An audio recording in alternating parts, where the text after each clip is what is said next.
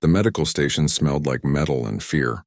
Minji sat on the floor next to her mother's bed, holding Hyun's hand. Her mother's breathing was soft and weak. 3 days ago, a mining accident had crushed Hyun's legs under falling rocks. The doctors had fixed the bones, but her mother still could not walk. She needed rest. She needed food. She needed time to heal. Minji was only 8 years old, but she understood these things. Her father had taught her before he died. He had been a hunter and a teacher. He always said that humans were survivors. They could live anywhere, eat anything, and never give up. Minji tried to remember his words now as she watched her mother sleep. The station was small. It sat on the edge of a wild planet called Vedros 9. Humans had built it to mine precious metals from the ground. Only 15 people worked here. Most of them were in the deep mines now, far away. Only Minji, her mother, and old Dr. Bora remained in the station. Dr. Bora had left 2 hours ago to check the communication equipment on the roof. Minji heard a noise outside. It was not a normal noise. It sounded like metal being torn apart. She stood up quickly and looked through the window. Her heart began to beat fast. 3 tall creatures were breaking through the outer fence. They walked on 2 legs like humans, but they were nothing like humans. Their skin was dark gray and covered in thick scales. Their heads were flat with 4 eyes that glowed yellow in the dim light. Each one carried weapons that looked like curved blades and small guns. Minji had seen pictures of them in her father's books. They were called Kraviks. They were scavengers and thieves who traveled from planet to planet, taking whatever they wanted. The Kraviks moved toward the station's main door. Minji's hands began to shake. She wanted to run, but there was nowhere to go. Her mother could not walk. They were trapped. The door exploded inward with a loud crash. The 3 Kraviks entered the medical room. They were huge, nearly 7 feet tall. Their eyes looked around the room, searching for valuable things. One of them saw Minji and laughed. The sound was harsh and cruel. "Look," the Kravik said in broken human language. "Small human. Weak human." His voice sounded like rocks grinding together. Minji stood in front of her mother's bed. Her whole body was shaking, but she did not move. The Kraviks laughed again and pushed past her. They began pulling open cabinets and storage boxes. They took medical supplies, tools, and equipment. They threw things on the floor and broke what they did not want. Then one of them found the food storage. Minji's heart dropped into her stomach. The Kraviks pulled out the sealed meal packages. There were only 12 packages left. That food was supposed to last Minji and her mother until the supply ship arrived in 2 weeks. Without it, they would starve. "No," Minji said. Her voice was small and quiet. "Please, that's our food. My mother needs it." The Kraviks looked at her. All 3 of them looked at her. Then they started laughing. The sound filled the room and made Minji feel sick. "Your food?" one Kravik said. He opened a package and took a bite. "Tastes bad." "Human food always tastes bad." He threw the rest on the floor and stepped on it. "But we take it anyway." Hyun opened her eyes. She had been awake the whole time, too weak to speak. Now she tried to sit up. Pain crossed her face as she moved her broken legs. "Leave the child alone," she whispered. The largest Kraviks walked over to Hyun's bed. He looked down at her with his 4 yellow eyes. "Human female is broken. Cannot walk, cannot fight, cannot do anything." He reached for the bag of food packages. Hyun grabbed his arm. Her grip was weak, but she held on. "That food is ours," she said through her teeth. The Kraviks looked surprised for a moment. Then his face twisted with anger. He pulled his arm back hard. Hyun held on and her body was pulled half off the bed. Her legs twisted painfully. She screamed, "Mama!" Minji ran forward, but another Kraviks caught her. He held her by the shoulders and lifted her off the ground. Minji kicked and screamed, but the alien's grip was like stone. The large Kraviks pushed Hyun back onto the bed. He pushed hard. Hyun's head hit the metal bed frame with a terrible sound. Blood began to run from a cut on her forehead. The bandages on her legs turned red as her old wounds opened again. "Stupid humans," the Kravik said. "Always fighting. Always thinking you are strong." He grabbed all the food packages and put them in a bag. "You are weak. You will always be weak." The Kraviks holding Minji dropped her on the floor. She fell hard and felt pain shoot through her knee. She looked up at the aliens with tears in her eyes. They were taking everything. The food, the medical supplies, even the emergency water bottles. The large Kravik stopped at the door. He looked back at Minji and Hyun. "No rescue comes for 2 weeks. You have no food now. You will die here. This is what happens to weak species. He smiled, showing sharp teeth. Maybe we come back later for the equipment. Maybe we find only bodies, then they were gone. The sound of their footsteps faded away. Their ship started with a roar and flew into the sky. Minji crawled to her mother's bed. Hyun was breathing fast and shallow. The cut on her head was bleeding badly. The bandages on her legs were soaked with blood. She had used all her strength to fight, and now she had nothing left. "Mama," Minji whispered. She took her mother's hand. It felt cold. Hyun opened her eyes just a little. "I'm sorry, baby," she said. Her voice was so quiet that Minji could barely hear it. "I couldn't. Stop them." "It's okay, Mama," Minji said, but it was not okay. Nothing was okay. She looked around the room. The Kraviks had taken everything useful.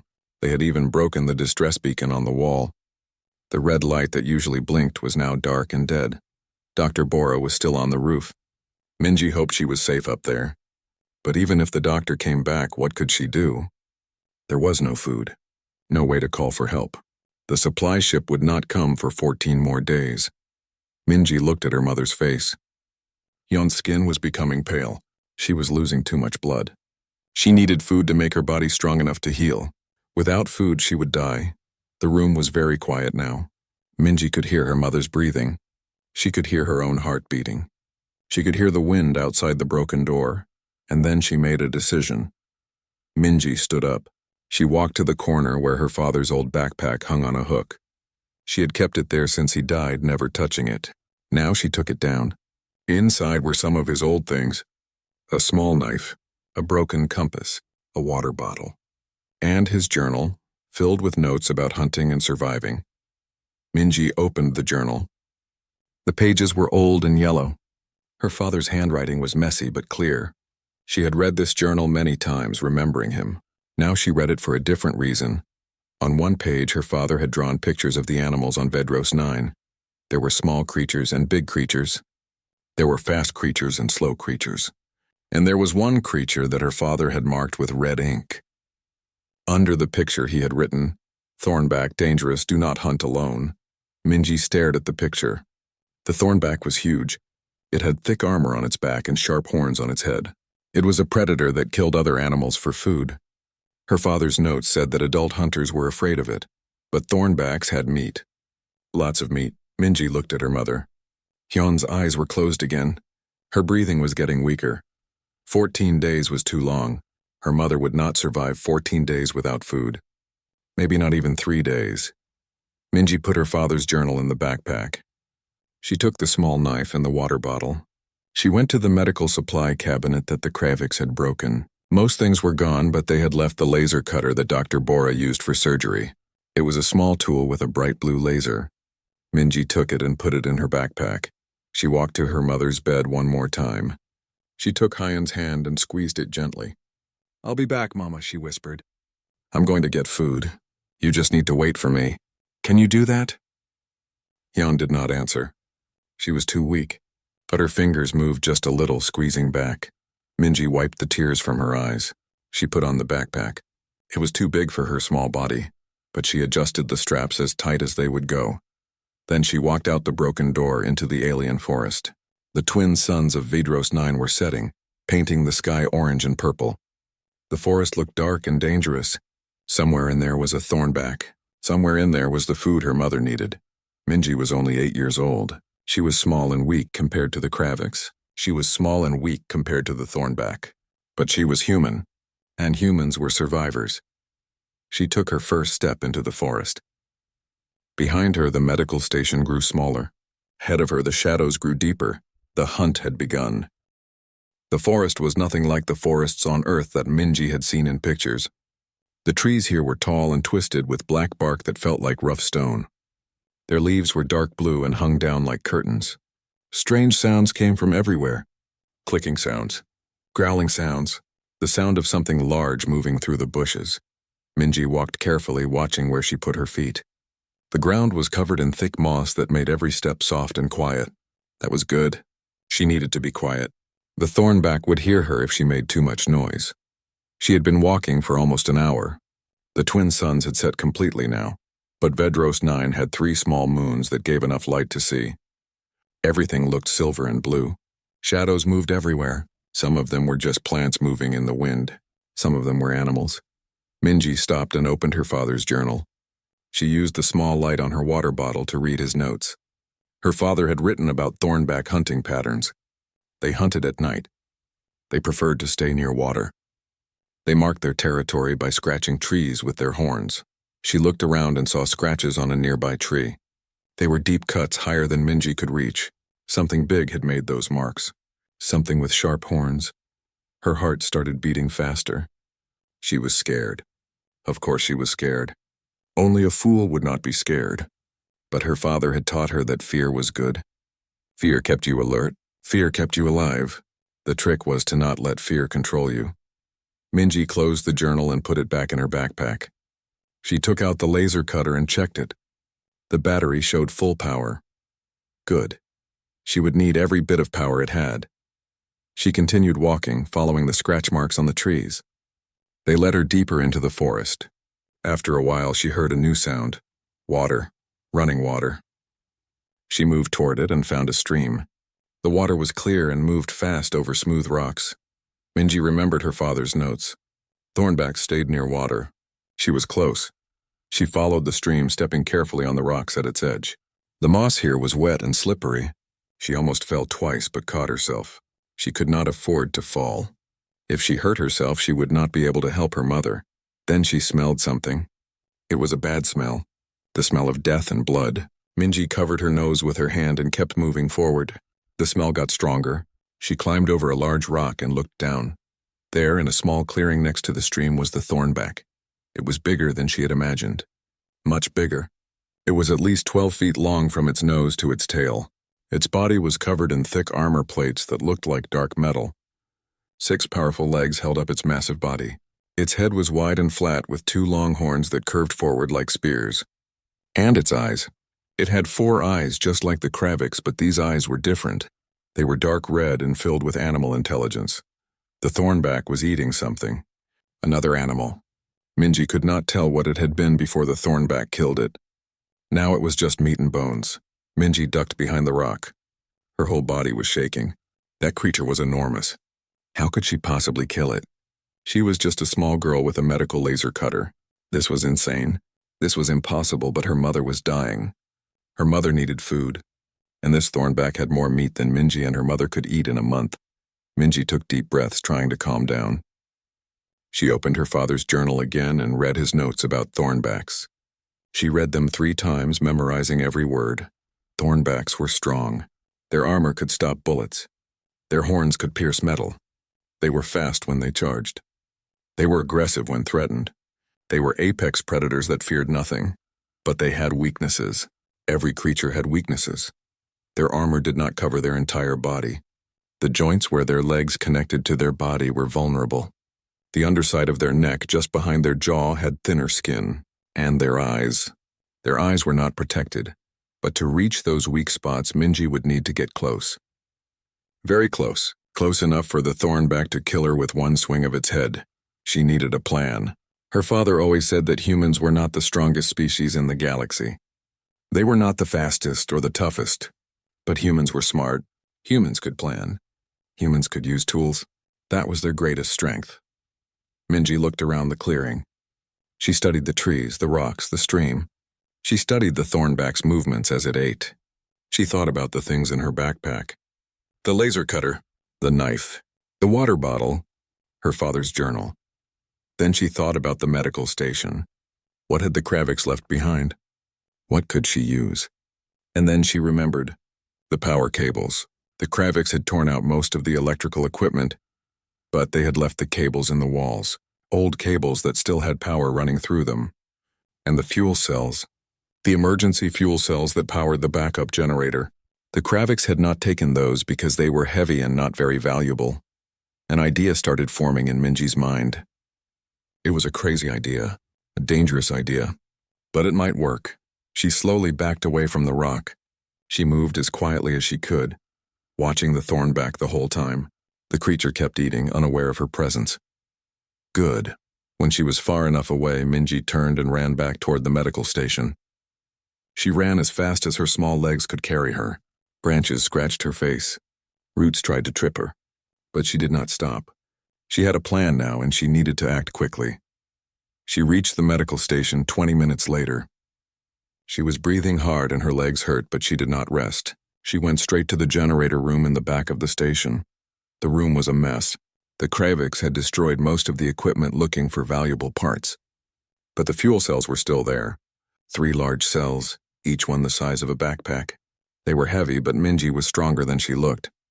Her father had made her exercise every day. Strong body, strong mind, he always said. She dragged one fuel cell out of the generator room. Then she went to the walls and started pulling out power cables. The cables were thick and insulated, meant to carry electricity safely. But if she stripped away the insulation and connected them to the fuel cells, they would become very dangerous. They would become weapons. It took her almost an hour to gather everything she needed. 3 fuel cells, 20 feet of power cable, a small remote trigger that she took from the destroyed distress beacon. Her hands were bleeding from working with the sharp metal, but she did not care. She made 3 trips to carry everything back to the forest. Each trip was hard. The fuel cells were heavy. The cables kept getting tangled in the bushes. But Minji did not give up. She thought about her mother lying in the medical station, getting weaker every minute. That thought gave her strength. When she had everything in place near the clearing, she started setting up her trap. She worked carefully, remembering everything her father had taught her about electronics and circuits. Her father had been an engineer before he became a hunter. He had taught Minji how things worked, how to fix them, how to break them, how to make them do things they were not designed to do. She placed the 3 fuel cells in a triangle around the clearing. Then she connected them with the power cables, stripping away the insulation in key places. She ran the cables through the trees, wrapping them around trunks and branches. She made sure they were tight and would not fall down.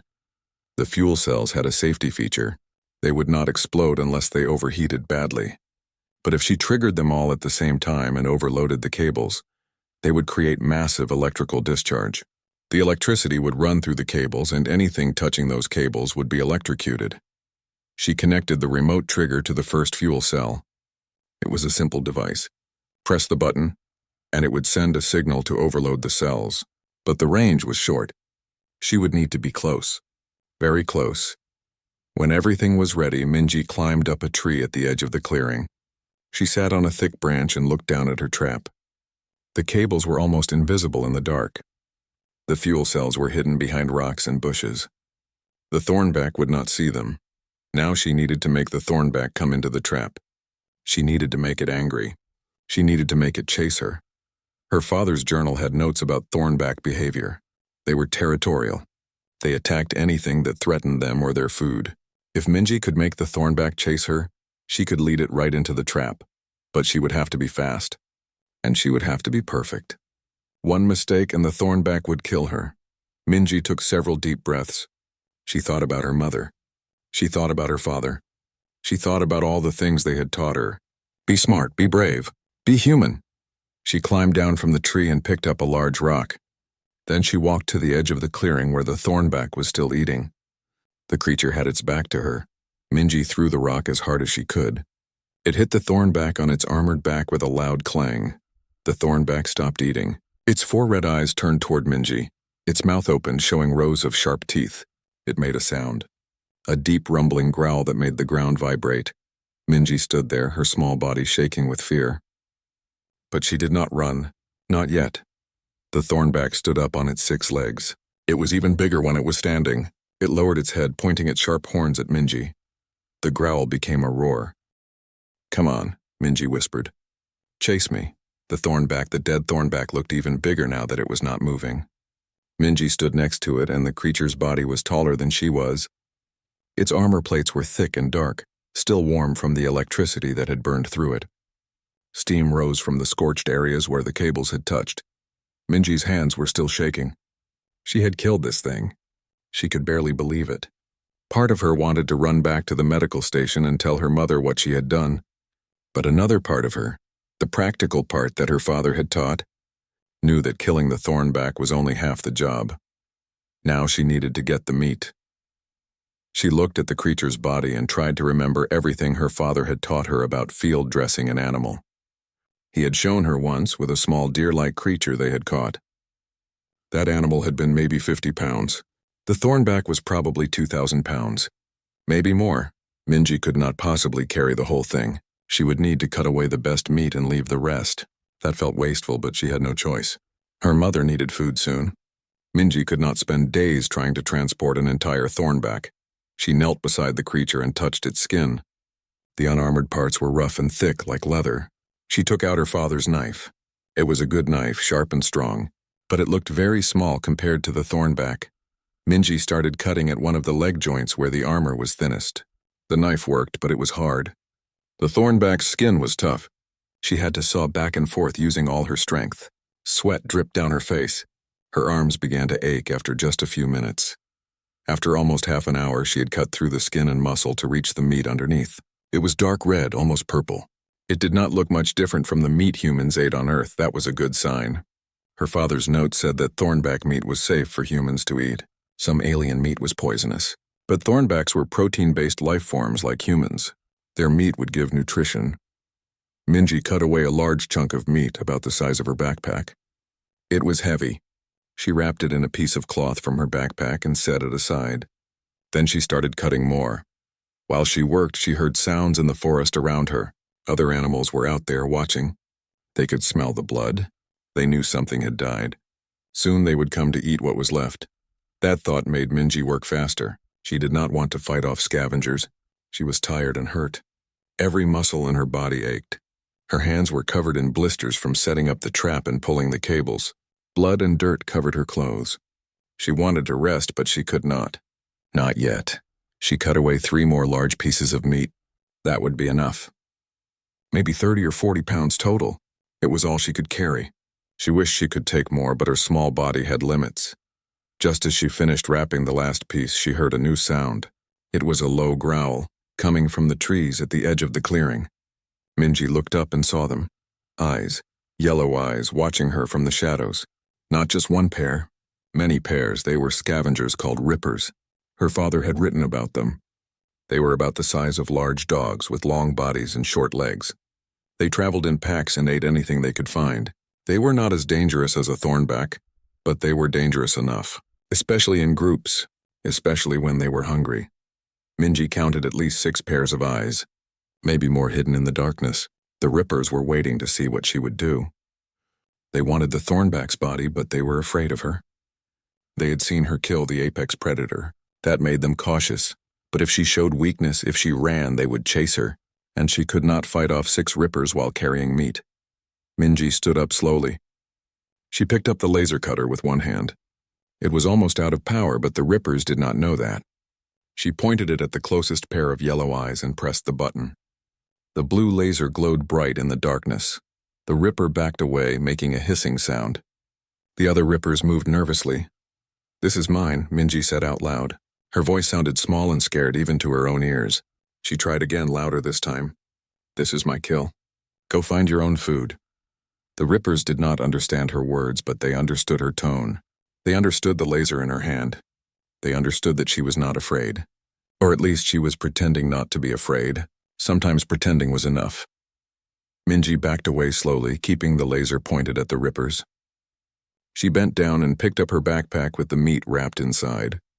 It was heavy, so heavy, but she lifted it onto her back and adjusted the straps. The rippers watched her.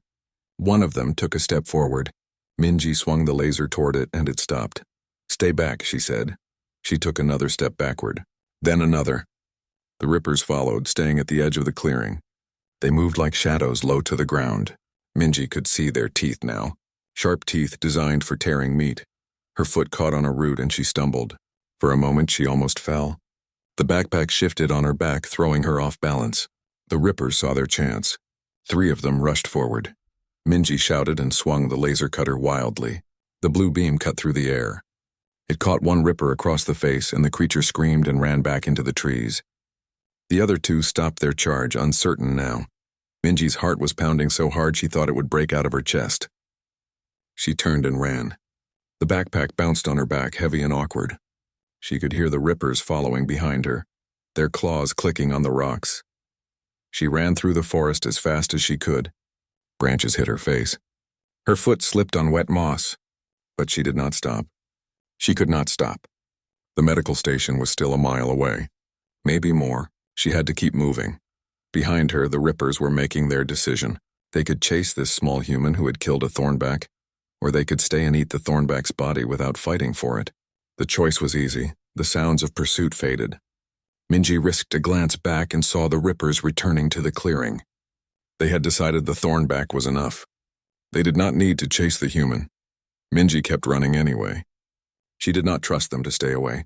She ran until her lungs burned and her legs felt like they would collapse. Only when she could see the lights of the medical station did she finally slow down. She walked the last 100 yards, breathing hard. Her whole body hurt. The backpack felt like it weighed 1,000 pounds. But she had done it. She had meat. Her mother would not starve. When she reached the medical station, she saw Dr. Bora standing at the door. The old woman's eyes went wide when she saw Minji. The girl was covered in blood and dirt and burns. Her clothes were torn. Her face was scratched and bruised. She looked like she had fought a war. "Child," Dr. Bora said, her voice shocked. "What happened? Where have you been?" "I came down from the roof and found the raiders had come. I was looking for you." Minji walked past her without answering. She went straight to her mother's room. Hyun was still lying in the bed, unconscious now. Her breathing was very shallow. Her skin was gray. She looked like she was dying. "Mama," Minji said. She dropped the backpack on the floor. The sound of the heavy meat hitting the ground made Dr. Bora jump. "What is that?" the doctor asked. "Food," Minji said simply. She opened the backpack and pulled out one of the wrapped meat packages. She unwrapped it, showing the dark red meat inside. Dr. Bora's eyes went even wider. Is that Thornback meat?" Minji nodded. She was too tired to explain. Too tired to talk.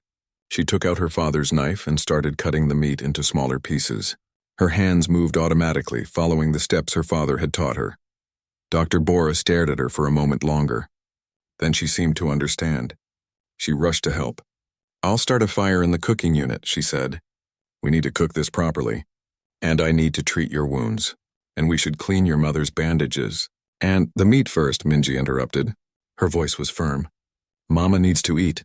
Dr. Bora looked at Hyun's gray face and nodded. "Yes, you're right. The meat first." While Dr. Bora started the fire, Minji kept cutting the meat. She cut it into small, thin pieces that would cook fast.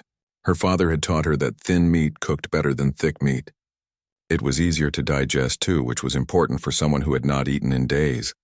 The smell of cooking meat soon filled the medical station. It was a good smell. A smell that meant survival. A smell that meant life. When the first pieces were cooked, Minji put them on a clean plate. They were still hot, steaming in the cool air. She cut them into even smaller pieces small enough for someone weak to swallow easily. Then she sat on the bed next to her mother. "Mama," she said softly. She touched Hyun's face. Her mother's skin was cold. "Mama, you need to wake up. You need to eat." Hyun did not respond. She was too far gone, too deep in unconsciousness. Dr. Bora came over with a cup of water. "Let me help," she said gently. She lifted Hyun's head carefully while Minji held the cup to her mother's lips. A little water dripped into Hyun's mouth. They saw her throat move slightly as she swallowed by instinct. "Good," Dr. Bora said. "That's good. Now try the meat." Minji took a small piece of cooked Thornback meat. She held it to her mother's lips. At first, nothing happened. Then Hyun's mouth opened, just... Minji woke up slowly. Her body felt like one giant bruise. Every muscle ached. Her hands were wrapped in bandages. Her face felt tight where the scratches had been cleaned and treated. For a moment, she did not remember where she was or what had happened. Then it all came back. The Kravix, the stolen food, the hunt, the Thornback. Her mother, Minji sat up quickly, ignoring the pain. "Mama?" she called out. "I'm here, baby." The voice was weak but clear. Minji turned and saw her mother awake, lying in the bed across the room. Hyun's eyes were open and focused. The gray color was gone from her skin. She looked tired and hurt, but she looked alive. Minji jumped off her bed and ran to her mother. She threw her arms around Hyun's neck, careful not to hurt her. Tears came fast and hot. She had been so scared, so terribly scared that her mother would die. "Shh," Hyun whispered, stroking Minji's hair with a weak hand. "It's okay. I'm here." "I'm okay. I thought you were going to die." Minji sobbed into her mother's shoulder. "I almost did. Hyun said quietly. But you saved me. Dr. Bora told me everything. You went into the forest alone. You killed a thornback. An 8-year-old girl killed a thornback. Minji pulled back and wiped her eyes. I had to. You needed food. Hyun's eyes filled with tears. She touched Minji's face gently. You're so brave. So much braver than you should have to be. I'm sorry, baby. I'm sorry I couldn't protect you from the raiders. I'm sorry I was too weak to keep our food safe. It's not your fault, Mama. Those bad aliens hurt you. They took everything. Minji's voice became angry. They were mean. They said we would die. But we didn't die, Hyun said. She smiled even though it looked like smiling hurt. We didn't die because you're a fighter. Just like your father. That made Minji cry harder. She missed her father so much. He would have been proud of her.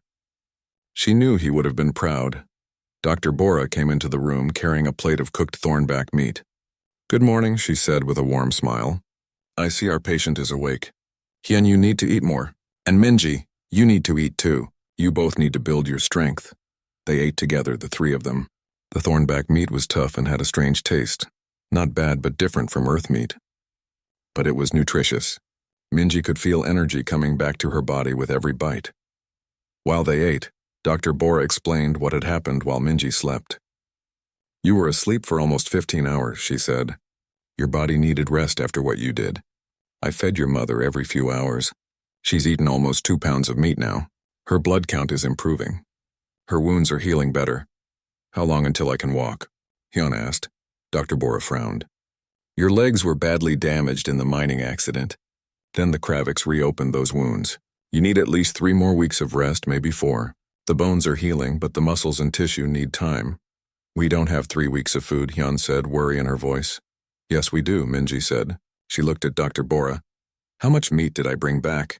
About 40 pounds, Dr. Bora answered. If we're careful and eat small portions, that's enough for all 3 of us for 2 weeks. The supply ship comes in 14 days. We'll make it. Hyun looked at her daughter with wonder in her eyes. You really did it. You really saved us, Minji nodded. She felt proud but also tired. So tired. The next few days fell into a routine. Minji would wake up and help Dr. Bora cook the meat. They would feed Hyun, making sure she ate enough to heal. Then Minji would eat her own portion. The rest of the time she would sit with her mother, telling her stories or reading from her father's journal. Hyun's strength came back slowly. After 3 days, she could sit up in bed without help. After 5 days, she could feed herself. The wounds on her legs were healing. The color came back to her face completely. She smiled more often. Minji's wounds healed too. Her blisters became calluses. Her scratches closed up. The burns from the electrical cables faded to pink marks. Dr. Bora said the marks would probably leave scars, but Minji did not mind. They were proof of what she had done. They were proof that she had saved her mother. On the 6th day, something unexpected happened. They heard a noise outside the medical station. Not the sound of the wind or animals. The sound of engines. Minji ran to the window and looked out. A small ship was landing in the clearing near the station. It was not the supply ship. That was not supposed to come for 8 more days. This was a different ship. A scout ship, who is it? Hyun called from her bed. She tried to sit up, worry on her face. Is it the Kravix coming back? Dr. Bora went to the door carefully. She looked out through the broken frame. No, she said. It's human. It's a mining scout ship. The ship's door opened and 2 people came out. Both wore the uniforms of the mining company. A man and a woman, both looking serious and concerned. Dr. Bora went out to meet them. Minji stayed by her mother's bed, ready to protect her if needed. But these people did not look dangerous. They looked worried. Dr. Bora brought them inside. The man was tall with gray hair. The woman was younger, maybe 30, with short black hair and sharp eyes. This is Captain Daehyun, Dr. Bora said, pointing to the man. And this is Engineer Somi. They're from the main mining colony on the other side of the planet. We picked up your distress signal, Captain Daehyun said. His voice was deep and kind. Or rather, we picked up the remains of one. Someone destroyed your beacon, but we got a partial signal 6 days ago. We came as soon as we could. 6 days ago? Minji said. That was the day she had taken the remote trigger from the broken beacon. When she removed it, the beacon must have sent one last signal before dying completely. We would have been here sooner, but there was a storm, Engineer Somi explained. We had to wait for it to pass. What happened here? The report said raiders? Dr. Bora nodded. Kravik's raiders. 3 of them. They broke in, destroyed equipment, and stole all our food and supplies. They hurt Hyun badly. She gestured to Hyun in the bed. Captain Daehyun's face became angry. Kravik's scum. They've been hitting mining stations all over this sector. We've filed complaints with the Galactic Trade Council, but it takes time to get enforcement out here. We almost starved, Hyun said quietly. If it wasn't for my daughter, we would have died. Engineer Somi looked at Minji. The little girl was standing protectively next to her mother's bed, still covered in fading bruises and healing cuts. Your daughter? Somi asked. What did she do? She went into the forest, Dr. Bora said. Her voice was filled with pride. She hunted. She killed a thornback and brought back meat. Both visitors stared at Minji in shock. Captain Daehyun looked like he did not believe what he heard. She killed a thornback? A child killed a thornback? I'm 8, Minji said, standing a little straighter. And yes, I killed it. My mama needed food. Engineer Somi walked closer to Minji and knelt down to look at her at eye level. How? She asked. How did you kill a thornback? Minji told them. She explained about the trap, the fuel cells, the power cables. She explained about the laser cutter and the weak spot in the neck. She told them everything while they listened with growing amazement. When she finished, Captain Daehyun shook his head slowly. I've been working on this planet for 10 years, he said. I've seen trained hunters refuse to go after a thornback. Too dangerous, they say, and an 8-year-old girl went out alone and killed one. I had to, Minji said simply. My mama was dying. Engineer Somi stood up. There were tears in her eyes. You're a hero, little one. Do you know that? You're a real hero. Minji did not feel like a hero. She just felt like a daughter who loved her mother. But she nodded anyway because the adult seemed to need her to understand it was important. Captain Daehyun pulled out a communication device. I need to report this to the main colony. They'll want to send a medical team immediately, and we need to report the Kravik's attack. This is serious. While he stepped outside to make his call, Engineer Somi examined the medical station. She looked at the destroyed equipment, the broken door, the damaged beacon. She shook her head with anger. Those Kraviks could have killed you all. They're getting bolder. Something needs to be done. Hyun reached out and took Minji's hand. Something was done, she said quietly. My daughter showed them that humans don't give up. We fight. We survive. When Captain Daehyun came back inside, his face was serious. The main colony is sending a full medical team. They'll be here tomorrow. They're also sending security forces. And I've filed a formal complaint with the Galactic Trade Council about the Kravik's attack. Will anything happen to them?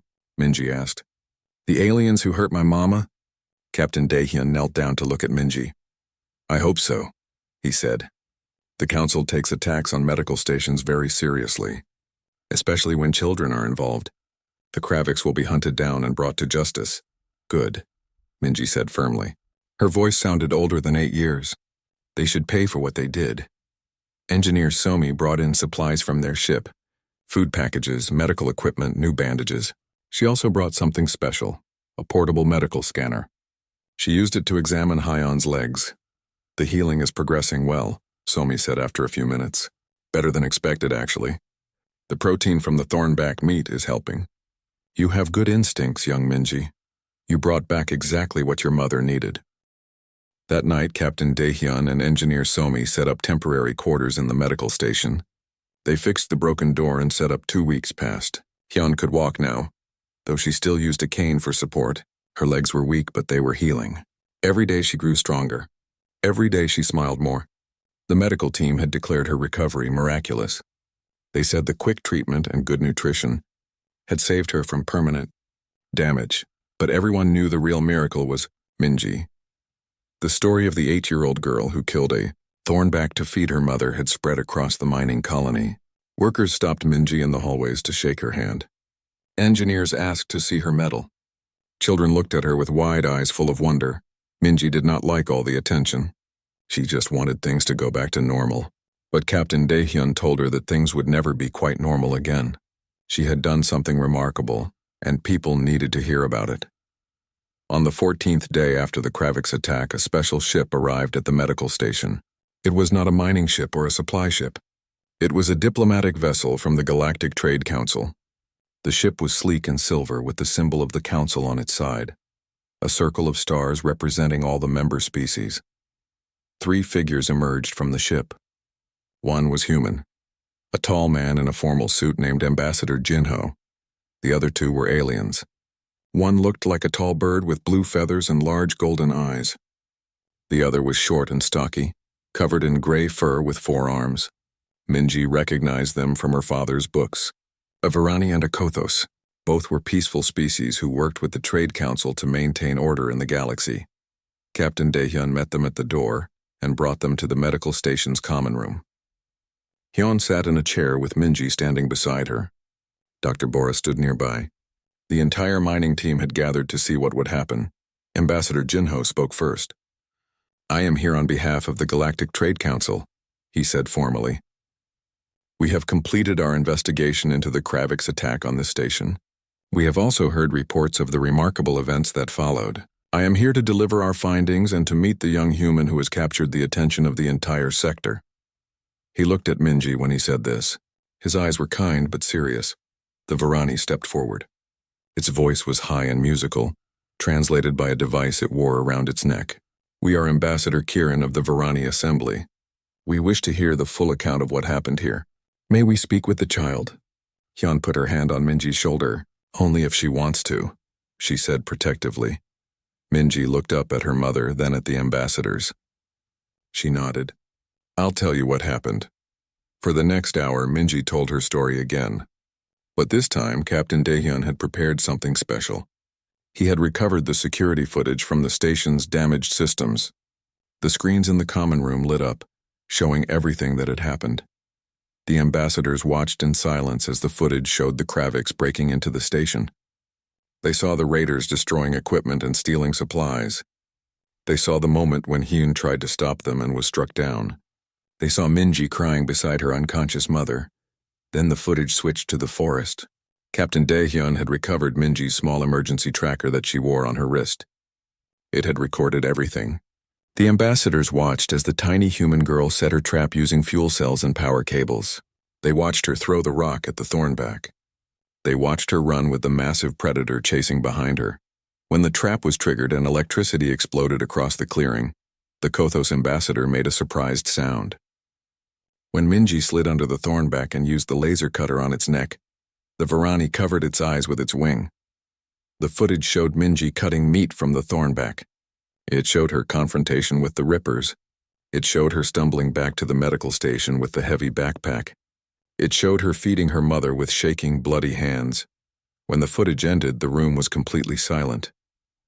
Even the mining workers who had heard the story multiple times looked shocked seeing it on screen.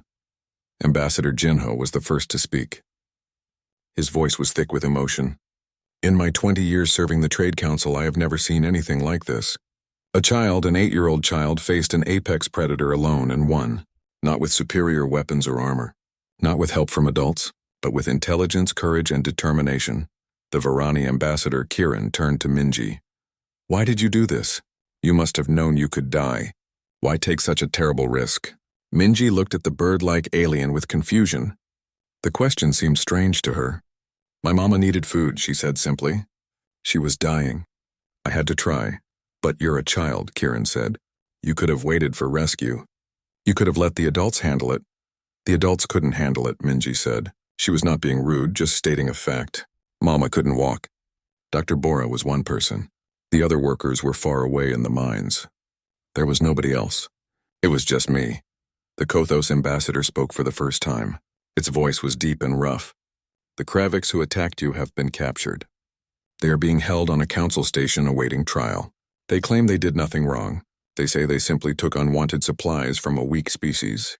They say humans exaggerate and lie." Anger flashed across Minji's face. "They're the liars. They took our food. They hurt my mama. They said we would die and they laughed about it." "We know," Ambassador Jinho said gently. "We have all the evidence we need. The footage, the testimony, the medical reports. The Kravix will be prosecuted to the full extent of council law, but there's something else." He pulled out a small device and activated it. A holographic display appeared in the air, showing a crowded room. Minji realized it was the council chamber. filled with representatives from dozens of alien species. We broadcasted the footage from this station to the full council meeting yesterday, Ambassador Jinho explained. Every member species saw what happened here. They saw what the Kravix did, and they saw what you did. The Varani Kirin made a chirping sound that the translator interpreted as a laugh. The Kravix representative tried to dismiss the footage. He said it was manipulated. He said humans were weak prey species who should not be in space. He said a human child could never kill a Thornback. What happened then? Hyun asked. Ambassador Jinho smiled. It was not a happy smile. It was the smile of someone who had seen justice served. Then we showed the full footage, all of it. We showed Minji setting the trap. We showed the Thornback charging. We showed the kill. The entire council chamber went silent. Even species that had never shown humans much respect looked impressed. The Kothos ambassador rumbled with what might have been laughter. The Kravix representative turned gray. His arguments died in his throat. How could he claim humans were weak when they had just watched a human cub kill one of the most dangerous predators in known space? The council voted unanimously, Ambassador Jinho continued. The 3 Kravix raiders will serve 20 years in a high-security prison. They will pay restitution to you and your family. Their ship will be confiscated, and their entire clan has been banned from operating in human-controlled space. Minji nodded. That seemed fair. Those aliens had tried to kill her mother. They deserved punishment, but Ambassador Jinho was not finished. There's more. The council has designated you as a protected witness. This means you and your family are under council protection. No one can threaten you or harm you without facing the full force of council law. And there's something else, Ambassador Kirin added. The bird-like alien looked at Minji with its large golden eyes. Your story has spread beyond the council chamber. It's being shared on communication networks across the galaxy. Humans are talking about it. Aliens are talking about it. Everyone wants to know about the human cub who hunted a Thornback. Captain Daehyun spoke up. The mining company has received hundreds of messages. Some are from humans, thanking Minji for showing what our species can do, but many are from aliens. Species that have always looked down on humans are now sending messages of respect. Why? Minji asked. She did not understand what was so special. She had just done what needed to be done. The Kothos ambassador answered. Because you showed something that many species have forgotten. You showed that true strength is not about size or physical power. True strength is about will. About the refusal to give up even when death seems certain. About the love that drives a cub to face a beast to save its mother. Hyun pulled Minji close, tears running down her face. Ambassador Jinho activated his device again. This time the holographic display showed messages scrolling past. Hundreds of them, thousands. They were in different languages and from different species, but the translator showed them all in human text. From the Varani homeworld, the human cub shows us what we have lost. We have become soft and weak. She reminds us that survival requires courage. From a Kothos colony, we thought humans were fragile. We were wrong. Any species that produces warriors like this child deserves our respect. From the Zeltari Empire, this changes how we view humans. They are not prey. They are hunters who choose to be peaceful. We will remember this. The messages kept coming. Species that Minji had never heard of. Worlds she did not know existed. All of them talking about what she'd do.